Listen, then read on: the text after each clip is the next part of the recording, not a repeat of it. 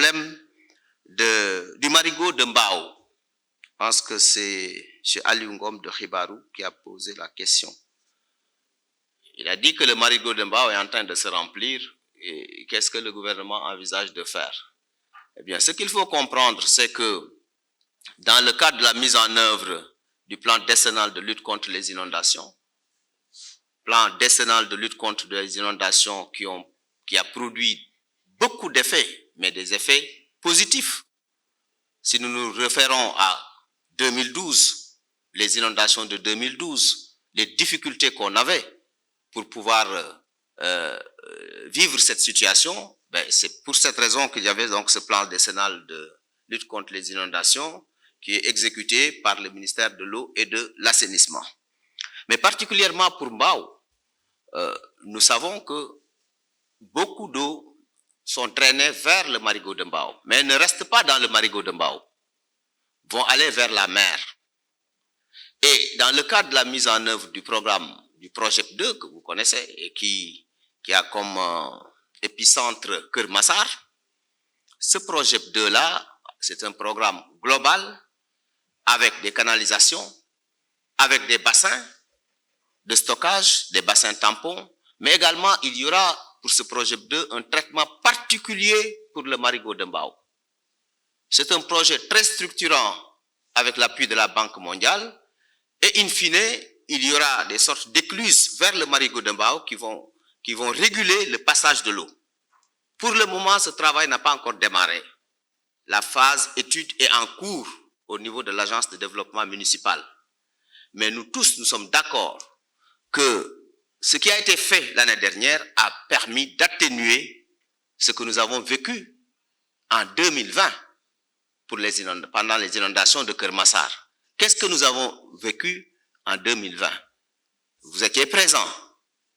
C'était assez difficile, pour ne pas dire même très difficile.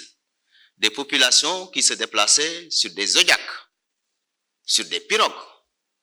Et le président Macky Sall avait pris la décision de dire, premièrement, que Keur Massar sera érigé en département. Deuxièmement, je vais demander à mon gouvernement de dérouler le programme du projet 2 pour faire en sorte que ce que les populations ont vécu cette année-là, 2020, eh bien, ces populations n'auront pas à vivre ça en 2021.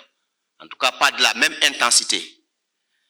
L'exécution de ce programme en phase d'urgence, quelques mois, parce que les travaux avaient démarré en février 2021. Février 2021, pour des travaux de 12 mois, vous comprendrez aisément que nous allons enjamber la période de l'hivernage. Mais malgré cela, avec une pression accrue au niveau des entreprises, nous n'avons pas vu de Zodiac l'année dernière. Nous n'avons pas vu de pirogue l'année dernière. Il y a eu des inondations, c'est vrai, mais au bout de quelques jours, les eaux partent parce que les canalisations étaient prêtes et il y avait un dispositif de pompage efficace qui permettait d'envoyer ces eaux vers les exutoires, vers le marigot de Mbao et vers la mer. Ces travaux sous la houlette du ministère de l'eau et de l'assainissement vont se poursuivre cette année, y compris une attention particulière donc pour le marigot de Mbao. Pour dire simplement que le gouvernement, sous la direction du président Macky Sall, est en train de prendre à bras le corps toutes ces questions liées aux inondations. Ce sont des questions très difficiles. Je pense que tous les jours, vous regardez à travers le monde, les télévisions, les changements climatiques sont en train de faire des ravages un peu partout dans le monde, avec des centaines de morts. Dieu nous en préserve. Mais en ce qui nous concerne, en tout cas pour le Sénégal, nous sommes en train de prendre toutes les mesures possibles. Évidemment, à un certain niveau de pluie, je ne dis même pas qu'il n'y aura pas d'inondation, mais les ouvrages même qui sont chargés de drainer ces eaux vont disparaître.